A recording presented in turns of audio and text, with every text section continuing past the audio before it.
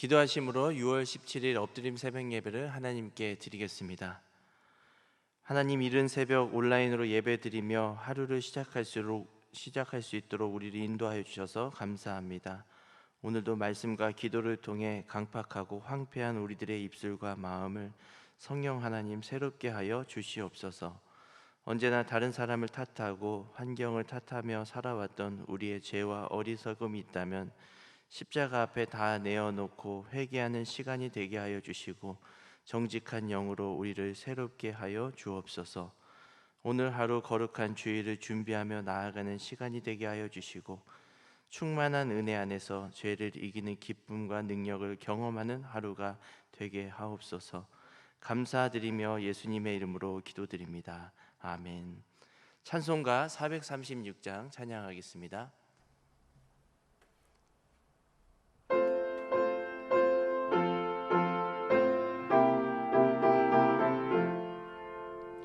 나 이제 주님의 새 생명 얻은 몸, 옛 것은 지나고 새 사람이로다. 그 생명 내 맘에 강같이 흐르고 그 사랑 내게서 해같이 빛난다. 영생을 누리며 주 안에 살리라. 오늘도 내일도 주 함께 살리라. 주 안에 감추인 새 생명 얻으니 이전에 좋던 것 이제는 값없다. 하늘의 은혜와 평화를 맛보니 찬송과 기도로 주 함께 살리라. 영생을 누리며 주 안에 살리라. 오늘도 내일도 주 함께 살리라. 산천도 초목도 새 것이 되었고 죄인도 원수도 친구로 변한다. 새 생명 얻은 자 영생을 누리니 주님을 모신 맘 새 하늘이로다. 영생을 누리며 주 안에 살리라. 오늘도 내일도 주 함께 살리라. 주 따라가는 길 험하고 멀어도 찬송을 부르며 뒤따라가리라. 나 주를 모시고 영원히 살리라. 날마다 섬기며 주 함께 살리라. 영생을 누리며 주 안에 살리라. 오늘도 내일도 주 함께 살리라. 하나님의 말씀은 예레미야가 5장 15절에서 22절까지 말씀입니다. 하나님의 말씀을 봉독하겠습니다. 우리의 마음에는 기쁨이 그쳤고 우리의 춤은 변하여 슬픔이 되었사오며 우리의 머리에서는 면류관이 떨어졌사오니 오라 우리의 범죄 때문이니이다. 이러므로 우리의 마음이 피곤하고 이러므로 우리의 눈들이 어두우며 시온산이 황폐하여 여호가 그 안에서 노나이다. 여호와여 주는 영원히 계시오며 주의 보좌는 대대에 이르나이다. 주께서 어찌하여 우리를 영원히 잊으시오며 우리를 이같이 오래 버리시나이까. 여호와여 우리를 주께로 돌이키소서. 그리하시며 우리가 주께로 돌아가겠사오니 우리의 날들을 다시 새롭게 하사 옛적 같게 하옵소서. 주께서 우리를 아주 버리셨사오며 우리에게 진노하심이 참으로 크시니이다. 이 말씀은 살아계신 하나님의 말씀입니다. 아멘.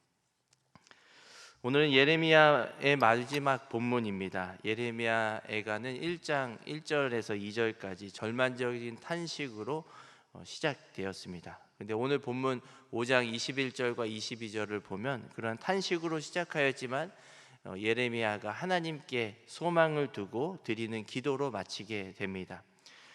그동안 예레미야 애가의 본문을 살펴볼 때 죄가 가져온 심판에 대한 그런 사실적인 묘사들로 이루어졌습니다. 그런데 오늘 본문 5장은 그런 사실적인 묘사뿐만 아니라 죄에 대한 고백과 철저한 그런 회개로 이루어져 있습니다. 지금 유다 백성들이 겪는 고통은 이 회개를 촉구하는 확성기와 같습니다. 하나님께서는 징계를 주시고 또 고통 가운데 내버려 두셨지만 그것으로 하여금 아주 멸망시키는 것이 아니라 회개의 반응, 적당한 진심 어린 반응을 이끌어내고자 그 고통을 허락해 주신 것입니다. 예레미야는 이것을 알아차리고 공동체를 대표하여서 자기의 죄로 삼아 회개 기도를 드리고 또 언약의 하나님을 신뢰하며 긍휼을 구하는 기도를 드리고 있습니다. 슬픔과 고통이 가득한 상황에서 예레미야 기도는 어떠했는지 오늘 본문을 통해 살펴보고자 합니다.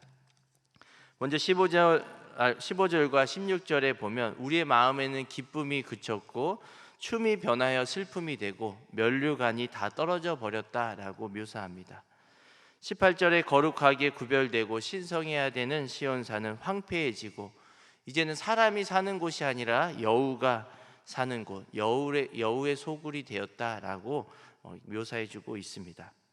본래 유다 백성들은 노래를 잘 부르고 또 절기 때마다 이렇게 하나님을 찬송하면서 춤을 추고 환희하며 가물을 즐겼습니다. 그래서 축제 때는 서로 손을 잡고 원을 그리면서 이렇게 돌면서 춤을 추는 원무가 있었다고 합니다. 그런데 그러한 춤은 이제 더 이상 출 수가 없고 애통과 통곡으로 가득 차게 되었다. 수치만 남았다라고 오늘 본문은 그렇게 기록하고 있습니다. 그런데 이전 같으면 이러한 죄에 대한 묘사, 또 황폐함, 고통, 비참한 현실 등만 묘사했다면 오늘은 그것과는 조금 다르게 16절에 보면 그러한 황폐함 앞에서 예레미야는 오라 우리의 범죄 때문입니다 라고 고백하며 회개하고 또 기도하고 있습니다. 공동체를 대표하여서 하나님께서 악한 이들 또 이방 민족을 통해서 유다 백성들의 잘못을 치리하시고 또 징계하고 계심을 깨닫고 자신들이 범한 죄를 회개하고 있는 것이죠. 우리의 삶에서도 종종 악한 환경들, 악한 사람들, 악한 말들을 종종 듣곤 하고 또 만나기도 합니다. 이러한 때 우리는 쉽게 사람의 탓, 환경 탓을 할 때가 많습니다. 주변 환경을 놓고 원망하거나 근심하거나 염려하고 또 분노할 때도 있는데요. 그러한 상황도 하나님께서 섭리해 주심을 기억하면서 그것을 나의 연약함을 돌아볼 수 있는 기회로 삼는 것이 지혜이구나라는 것을 오늘 예레미야 본문을 통해서 우리가 살펴볼 수가 있습니다. 하나님께서는 자기 백성을 택하시고 또 교육하실 때, 훈계하실 때 악한 사람들, 악한 말들, 악한 환경들도 얼마든지 사용하실 수 있는 그런 하나님이십니다.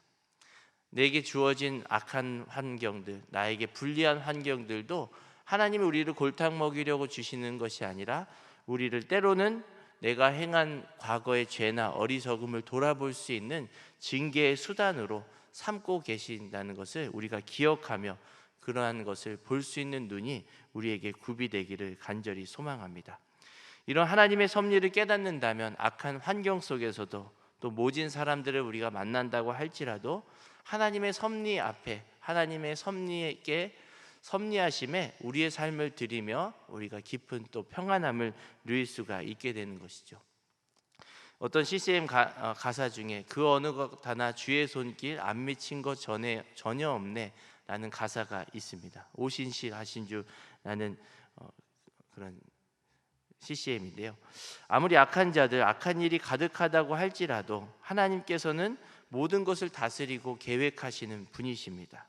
그 하나님의 손길이 미치지 않는 것을 기억하면서 남은 한 주도 힘있게 살아가는 모든 분들 되시기 바랍니다.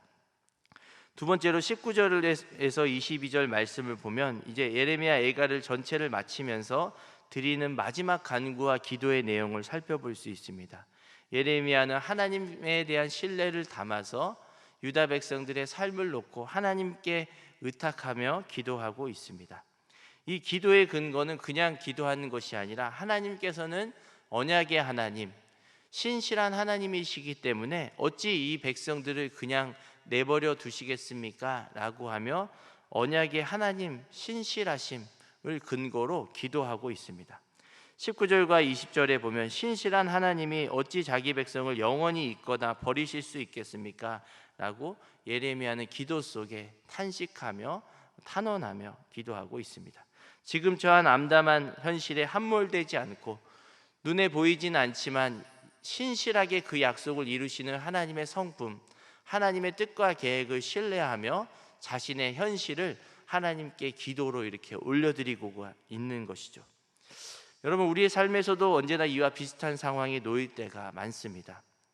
우리가 겪는 질병의 고통, 또 가난의 고통, 직장 생활이나 여러 가지 공동체에서 벌어지는 관계의 어려움, 또 자녀들의 문제, 또 믿음 생활의 문제, 감정이 요동칠 때 우리는 수많은 고통과 어려움의 환경들을 만납니다. 이러한 현실들은 우리의 피부에 직접적으로 와닿는 현실이고 실제인 것이죠. 가상 현실이 아니라 실제, 지금도 내가 그렇게 경험하고 있는 실제 현실인 것입니다. 질병이든 고통이든 가난이든 자녀들의 문제든 마음의 감정의 요동함이든 실제라는 것이죠. 여러분, 근데 또 한편의 실제가 있습니다.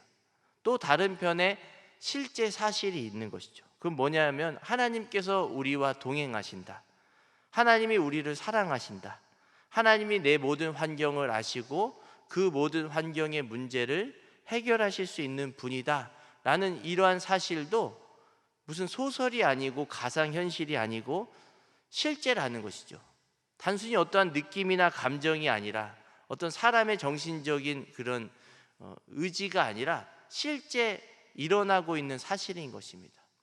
그래서 우리가 살아가는 삶에서는 언제나 두 가지 양편의 실제가 있습니다. 직접 내가 피부에 와닿고 경험하는 그런 삶의 고통의 문제, 어려움, 그리고 눈에 보이진 않지만 하나님의 섭리와 계획하심 안에 하나님이 모든 상황을 아시고 지금도 나와 동행하시고 나를 사랑하고 계신다. 이것도 사실 실제이고 현실이고 확실한 사실인 거죠.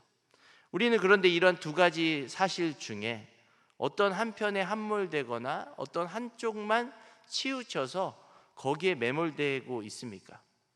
아마 많은 분들이, 또 저를 포함한 많은 분들이 이 첫 번째 사실, 당장 피부에 와닿는 고통의 현실, 어려운 환경, 이것에 매몰되어서 우리는 다른 쪽에 실제 벌어지고 있는, 지금도 역사를 이루고 계시는 신실하신 하나님을 바라보지 못할 때가 있다라고 하는 것입니다. 한 가지 사실에 너무나 확장되어서 또 함몰되어서 거기에만 매몰되어서 다른 쪽의 사실을 보지 못한다는 것이죠. 그런데 오늘 본문 말씀을 통해 살펴볼 수 있는 것은 이 예레미야는 우리와는 반대로 완전히 끝나버리고 절망적이고 하나님이 직접 너희들을 내버려 두고 버리셨다라고 하는 그러한 실제 속에서도 다른 한쪽의 실제를 보며 하나님의 긍휼하심을 구하고 소망의 기도를 드리고 있다라고 하는 것을 우리가 묵상해 볼 수가 있습니다. 우리의 삶은 하루에도 수십 번씩 마음이 바뀌고 감정이 요동하고 말과 행동이 서로 다를 때가 많습니다. 그러한 연약한 인간이 항상 동일하고 변치 않으시는 하나님의 계획과 뜻을 어떻게 돌이킬 수가 있겠습니까? 그러나 하나님께서는 인간의 기도, 또 특별히 하나님의 성품과 하나님의 신실하심을 의지하며 긍휼하심을 구하며 드리는 기도를 하나님께서는 그 기도를 들으시고 하나님의 마음을 움직이시고 뜻을 변경하고 또 기도에 응답하고 계심을 우리가 믿으시기 바랍니다. 창세기 18장에 하나님은 의인 10명만 있어도 소돔과 고모라를 멸망하지 않겠다라고 말씀하셨습니다. 대충 롯의 가족만 생각하더라도 뭐 4명에서 6명은 되고 그 나머지만 있어도 될 것인데 그 나머지조차 의인이 없었던 것이죠. 히스기야의 기도는 어떻습니까? 이사야 선지자가 히스기야에게 너는 이제 인생을 마감할 준비를 해라. 너는 이제 죽을 것이다 라고 말씀했습니다.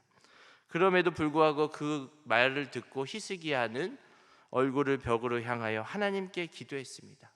면벽 기도라고 하죠. 벽을 향하여 얼굴을 돌리고 하나님께 기도한 것이죠. 다른 어떤 상황과 환경을 보지 않고 내가 하나님하고만 상관하겠다라는 그러한 간절한 마음의 행동의 표시입니다. 그 기도와 눈물을 하나님께서는 보시고 히스기야에게 생명 연장의 은혜를 주신 것이죠. 요한복음 2장의 가나의 혼인잔치의 기적도 마찬가지입니다. 포도주가 다 떨어진 문제로 예수님을 찾아갔을 때 예수님은 흥미롭게 대답하십니다. 자신의 때가 아직 내 때가 오지 않았다라고 말씀하십니다. 시간과 장소는 알 수 없지만 예수님이 정한 때가 있으셨는데 아직은 아니다라는 그런 대답을 하신 것이죠.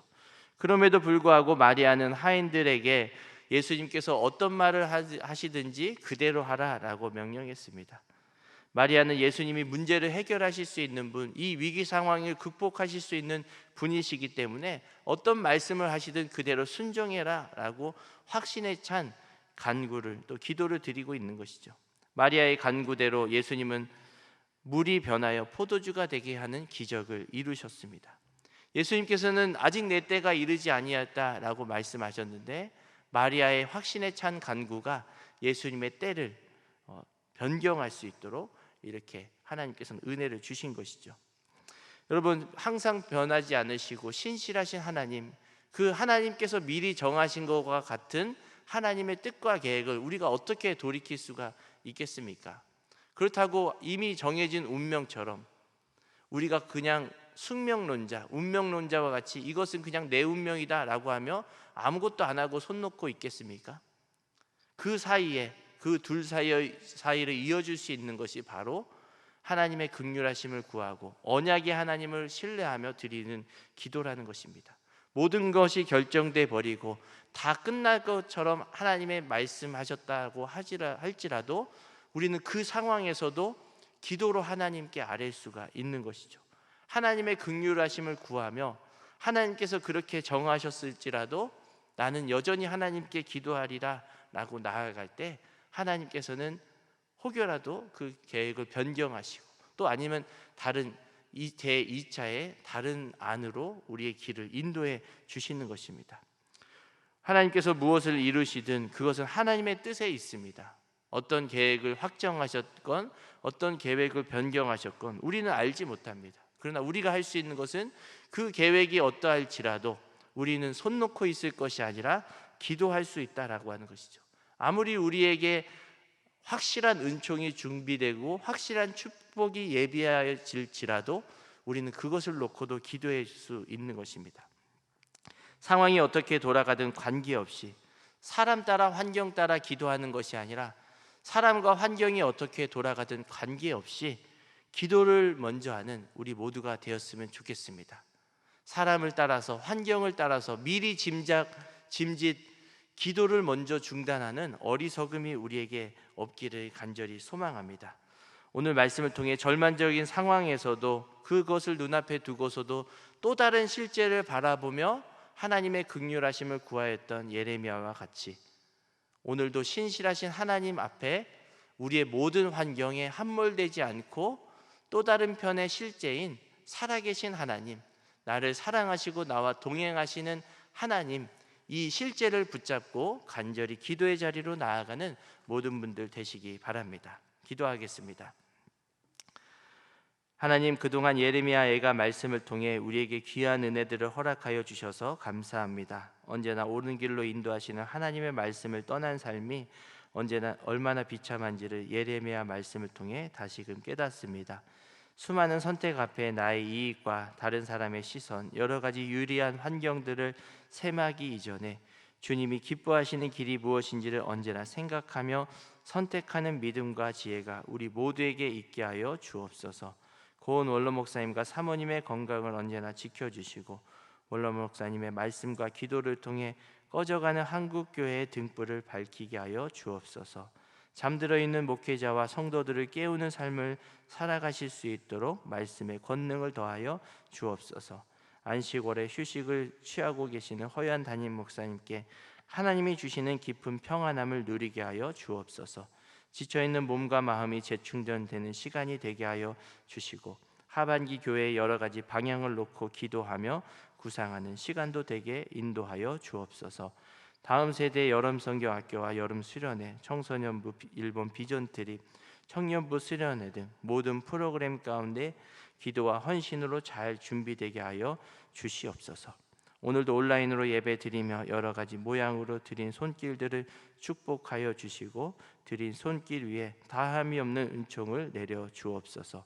이 시간 여러 가지 기도의 제목을 가지고 간절히 기도하는 성도님들의 기도를 주님께서 들어주셔서 살아계신 하나님을 경험하는 하루가 되게 하여 주옵소서. 감사드리며 예수님의 이름으로 기도드립니다. 아멘. 하늘에 계신 우리 아버지, 아버지의 이름을 거룩하게 하시며 아버지의 나라가 오게 하시며 아버지의 뜻이 하늘에서와 같이 땅에서도 이루어지게 하소서. 오늘 우리에게 일용할 양식을 주시고 우리가 우리에게 잘못한 사람을 용서하여 준 것 같이 우리 죄를 용서하여 주시고 우리를 시험에 빠지지 않게 하시고 악에서 구하소서. 나라와 권능과 영광이 영원히 아버지의 것입니다. 아멘. 계속 기도하실 때는 나라와 민족, 교회 또 주신 말씀을 생각하며 기도의 자리로 나아가겠습니다. 기도하겠습니다.